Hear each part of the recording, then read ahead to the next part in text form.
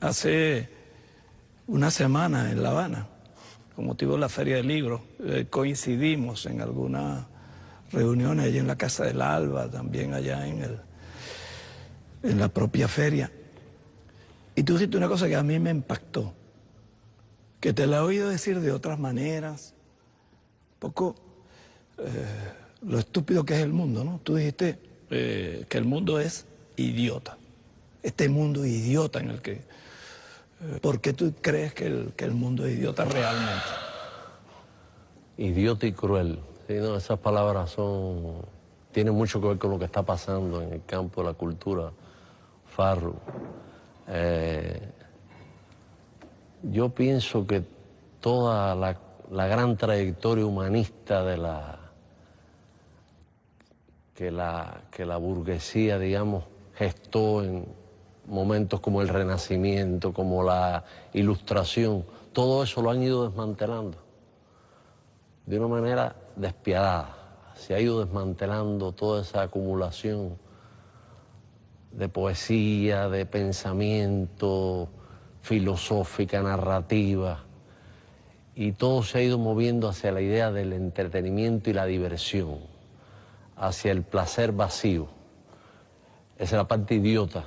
Y la parte cruel viene porque si tú realmente solo piensas en términos de diversión, de entretenimiento, y ves los emigrantes sirios, ves ese niño sirio en la costa muerto, ves el neofascismo, ves que un policía en Nueva York le da 3 tiros en la cabeza a un adolescente afroamericano y sientes que eso no tiene que ver contigo, que no atañe a tu sensibilidad. Ves el genocidio cotidiano como si fuera un espectáculo. Hay como una desconexión con lo que Chávez llamaba la causa humana. Claro. Sí, una lucha de miles de años por emanciparse, por el sueño milenario, ¿no? De una humanidad más feliz, más tranquila, viviendo seres humanos como de otra manera, relaciones humanas de otra manera, y todo eso parece que se vino abajo. Yo pienso que hay núcleos de resistencia, pero hay una masa de gente a los que uno no puede maltratar, uno no puede despreciar. Quizás decirle idiota es una palabra ofensiva, porque son hijos nuestros, son hijos de este sistema enloquecido, donde lo colateral tiene una importancia delirante, absolutamente desproporcionada con respecto a lo que significa. La gente está ávida de tontería. ¿Qué importancia puede tener para un joven la vida privada de un famoso? Cuando tú te das cuenta que eso lo están siguiendo millones de personas y lo están siguiendo con pasión, a veces hasta con un éxtasis casi religioso. Hay muchos altares en casas de muchachas adolescentes con fotos de Justin Bieber, con velas, con atributos casi fetichistas. Y este hombre un día, o este jovencito un día, decidió cambiar de peinado y creó en las redes sociales una especie de histeria. ¿Apareció con el peinado cambiado? Sí, de pronto, sin avisar, cuando uno se va a cambiar de peinado. Eso es un drama. Claro, sí. Cuando uno se va a cambiar de peinado y es tan famoso, tiene que por lo menos preparar a la gente. Bueno, de pronto apareció con un peinado nuevo y una compañía americana norteamericana, que tenía unos muñecos de goma que iba a lanzar en Navidad, tuvo que cortar la cabeza a todos esos muñecos de goma y ponerles el nuevo peinado. Y en los museos de cera, que hay miles de museos de cera que tienen réplicas de Justin Bieber, tuvieron que cortarle la cabeza, una especie de decapitación simbólica de Justin Bieber para ponerle el nuevo peinado. Es un delirio y eso tiene una importancia, de pronto eso adquiere para un adolescente algo que tiene que ver con el sentido de sus vidas, viven las vidas ficticias de esos famosos. ¿Y eso tú crees que se está dando en todas partes, a escala planetaria, o es más en los países del norte? ¿Cómo está a Cuba ha afectando a llegado. Venezuela? A Cuba ha llegado, llega por todas las vías posibles. Yo creo que, yo no tengo encuesta, a mí me espantaría ver los resultados de una encuesta donde preguntemos por Sucre, por San Martín, por Martí, por Bolívar, y pongamos al lado una encuesta para un adolescente latinoamericano, alguno de estos famosos, y que algunos de estos famosos absolutamente vacíos puedan ser más conocidos para esos jóvenes, más familiares, más entrañables para esos jóvenes, que verdaderos ídolos de nuestra independencia, de nuestra condición, de nuestra identidad. Si esa manera de sentir el mundo triunfase definitivamente, se aniquilaría la memoria, ¿no? Y también se aniquilaría, digamos, la posibilidad de visualizar un futuro, ¿no? De caminar hacia algún lado, un horizonte, ¿no? Sino que todo es el juego del instante. El instante, un presentismo, un culto al presente. Y eso, sabiendo que hay una mercantilización de todo que está por detrás. Claro. Porque en definitiva, eso no es gratuito. Siempre hay como un sentido por detrás que alguien está ganando dinero con eso y ganando dinero fuerte. Mucho dinero. Todos estos famosos anuncian marcas. Rihanna, por ejemplo, tiene una empresa que ha creado sus propios diseños de carteras de mujer, de moda, etcétera, con supuestos fines filantrópicos. Todo eso es una trampa tremenda, porque es la filantropía mezclada con el marketing. Continúa Milenio Libre.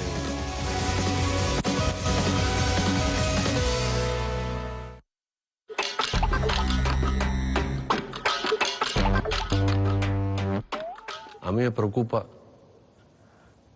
qué puede salir de ahí, de todo eso. Yo tengo un nieto que amo mucho, es una criatura luminosa que vive en España. Y él emplea una cantidad de tiempo en videojuegos de estos, de violencia. Incluso hay hasta un juego de esos donde cuando se además las figuras son muy realistas. Son como brigadas de ejércitos diferentes que se enfrentan y cada vez que hay un muerto, hay un chorro de sangre virtual que baña la pantalla de la computadora. Yo me acuerdo que yo le dije, pero tú estás pasando un curso para Jack el Destripador, le dije al niño, ¿no? Y me dijo, todos mis amiguitos juegan a esto y ninguno ha matado a nadie. Me dijo, dales tiempo, le digo yo, dales tiempo a ese delirio. En todo caso, yo creo que te insensibiliza, porque cuando ves los muertos de verdad, ya no te afecta. Además, no solo lo ves en el videojuego, lo ven en la serie de televisión, en los animados. Es además, fragmentan mucho el pensamiento de los muchachos. Yo siento que están afectando la concentración, la capacidad de la gente para sentarse, digamos, a disfrutar una buena película, a leer un buen libro. El mundo está fragmentado. Y yo he pensado muchas veces qué podemos hacer, esto que tú me preguntabas. En Cuba tenemos una ventaja que es que la televisión es estatal, es decir, nosotros no tenemos televisión privada, es decir, nosotros podemos ejercer un control de política cultural sobre la televisión. Sin embargo, muchas veces la televisión nuestra se contamina también y pone mucha cultura chatarra de esta, y ha hecho daño también.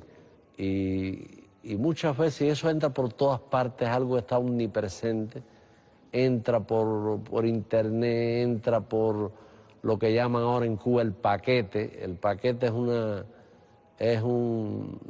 te llevan a la casa un disco externo con ofertas de telenovelas, reality show, y entonces la gente paga y descarga lo que le interesa del paquete, donde hay alguna buena película, pero la mayoría de lo que ofrecen ahí es de este tipo de cultura chatarra. A mí me parece que el trabajo sería, bueno, lo que tú hiciste con Misión Cultura aquí, yo creo que hay que buscar alternativas. Primero hay que creer en la gente. Yo le tengo mucho miedo a la idea de una visión, digamos, complaciente acerca del gusto. La idea, hay que darle a la gente lo que a la gente le gusta. A la gente le gusta lo que tú le das. Es decir, tú creas el gusto. Eso lo dijo Marx. La mercancía crea al consumidor. Es decir, si tú le das reggaetón a la gente disfruta el reggaetón. Si le das narconovelas, telenovelas, hay toda una moda sobre los narcos. De pronto, ser narcotraficante para alguna gente de este mundo es una especie de héroe. El narcotraficante es un héroe. El Chapo Guzmán es un héroe. Aquel otro que mataron, ¿cómo se llama? El colombiano Pablo Escobar. ¿Te das cuenta? Pero en definitiva lo que sí tú estás diciendo, y yo comparto eso, es que sí puede haber algo como políticas culturales. Sí, el no, Estado yo creo tiene que no tener podemos, esa tarea, ¿no? Yo creo que sería una locura. No se lo puede dejar todo el tema cultural al negocio. Al mercado, ¿no? Sí, no puede ser. No. El mercado no tiene criterios culturales. Entonces la gente se realiza con estas vidas ficticias. Y si la gente se realiza pensando que un narcotraficante, por ser famoso, ya tiene un valor en sí mismo, tú te das cuenta que la fama le quitaron lo ético. Tú puedes ser famoso por ser un asesino, por ser un gran estafador, por ser un político corrupto. La fama de pronto pierde su sentido. Entonces, un educador aquí en Venezuela, en La Habana, me imagino que en cualquier ciudad del mundo, de América Latina, de Europa, quisiera que un joven conociera a Bolívar, conociera a Mahatma Gandhi, conociera a Martin Luther King. ¿A quiénes conocen esos jóvenes? ¿Quiénes son sus paradigmas? Es una tragedia. Los Estados Unidos no tienen Ministerio de Cultura, ni nunca han tenido Ministerio de Cultura. Su gran Ministerio de Cultura, es decir, quien hace la política cultural en ese enorme país, además que es uno de los grandes productores de cultura, donde están instaladas las más poderosas e influyentes industrias culturales, no tiene ministerio, sino que deja eso en manos del mercado.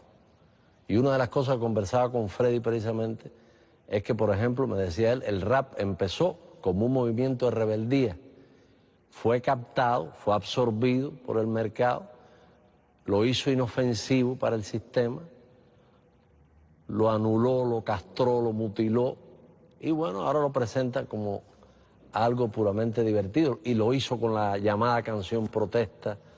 Lo ha hecho realmente porque el macartismo se ensañó en los años 50 en Hollywood. Analiza eso para que tú veas. Porque ellos quisieron limpiar de gente de izquierda, de rojos, como ellos decían, lo que iba a ser su gran maquinaria de dominación, la gran máquina de sueños. ¿Por qué quisieron limpiar Hollywood de toda persona con coqueteos, digamos, porque no eran ni comunistas ni nada de eso, gente que podía tener alguna simpatía por la Unión Soviética? Empezaron por ahí y fueron implacables y liquidaron eso. Y ahí sí, la libertad de creación es un chiste ahí. Entonces, tú cuando ministro de Cultura tomabas una decisión que no le gustaba a un creador y te acusaba de censor. Tú eras un censor satánico. Sí. No, estalinista y de todo. Allí el censor, nadie discute eso. Es el mercado. Mira, fíjate, yo a lo mejor cambia un poco el giro de la conversación, sí, pero seguramente adelante llegamos al mismo sitio, ¿no? Entonces, que en Venezuela se ha planteado incluso en el seno de la revolución, una polémica entre la cultura popular y la cultura de élite. Y que seguramente vino dado porque la gestión cultural en el pasado, antes de la revolución, era una gestión que tenía que ver con fundamentalmente los museos, el arte moderno, la ópera, ciertas manifestaciones, como por cierto muy concentradas en Caracas, ¿no? Y se generó un movimiento en el seno del pueblo a favor de algo que se denomina, el pueblo lo autodenomina cultura popular. Hasta tal punto eso era así como enfrentado que en un momento dado Chávez dijo, mire, eso de cultura popular no es así. No hay tal cosa como cultura popular, es cultura.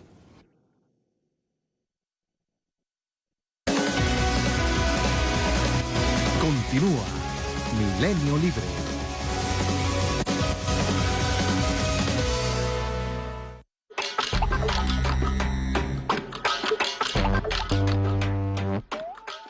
A mí me preguntó una vez Rubén Vysotsky, que es un extraordinario periodista cultural en Venezuela, sobre esos temas, ¿no? Cultura popular, la cultura. Yo me vi obligado a pensar un poquito, ¿no? Entonces yo hice como una división para entenderlo yo mismo, ¿no? Entre lo que yo denominaba cultura o artes de las culturas de las clases dominantes. Bueno, desde la gestión cultural lo que hay que hacer es disfrutarlas, porque ya Lenin alguna vez dijo, bueno, la burguesía estuvo trabajando con eso, y porque tenían el tiempo para hacerlo, y tenían, entonces, bueno, ahora la humanidad lo que tiene que hacer es socializarlo y disfrutarlo. Y después ahí están las artes de las culturas populares, los pueblos trabajando aquí. Entonces yo decía, ¿cuál será más importante desde el ministerio? Obviamente apoyar esas culturas populares en su diversidad.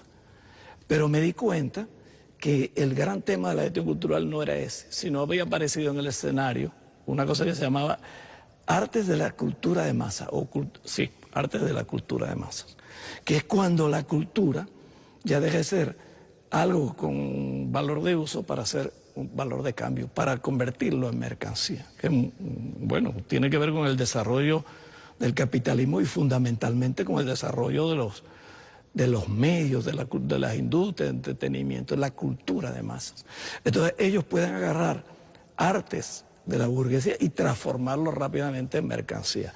Y artes del pueblo cuando les interesa, o anularlos a través de las artes del entretenimiento. Eso del rap, por ejemplo, evidentemente lo agarran y lo transforman en mercancía y lo meten en lo que son las culturas de masa, que no las podemos desconocer, existen, están allí, sí, pero son un tema para analizarlo con mucho cuidado y para actuar desde el Estado también allá. Yo creo que hay cultura auténtica que responde auténticamente a las necesidades de sus creadores y cultura puramente para vender. Eso no puede verse desde una posición elitista.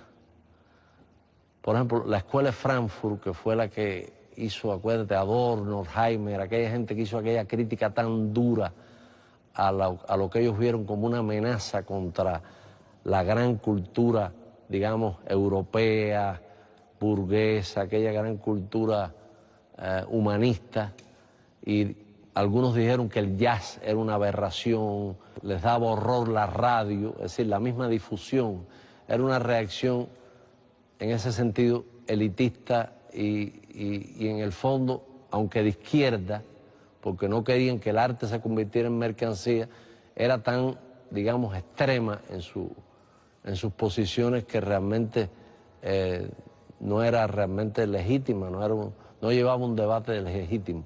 Yo creo que nosotros tenemos que aceptar que eso existe, que tiene un peso. Lo que hay que buscar por todos los medios, por la televisión, por la radio, en las escuelas, con los instructores de arte, darles alternativas a esos muchachos. Y yo diría que el gran reto de un Estado revolucionario que pretende transformar con la cultura al ser humano es darle los instrumentos críticos, analíticos, para descubrir cuándo lo están estafando en términos culturales y cuándo le están dando algo que realmente lo va a enriquecer, lo va a realmente Pero claro, pero eso sucede si tú reconoces que ese escenario es un escenario de batalla, el escenario de la cultura de masas, que en realidad... Yo creo que en Cuba hoy es uno de los graves peligros que tenemos. En Cuba hoy, ese tema de la apropiación, el consumo acrítico de cultura chatarra es uno de los grandes problemas que tenemos. Y no hablan de política directa, son telenovelas pésimas. Hay telenovelas, fíjate, yo Nosotros tenemos el Shakespeare de la radionovela, que es Félix B. Cañé, que hizo El derecho de nacer, es cubano, es santiaguero.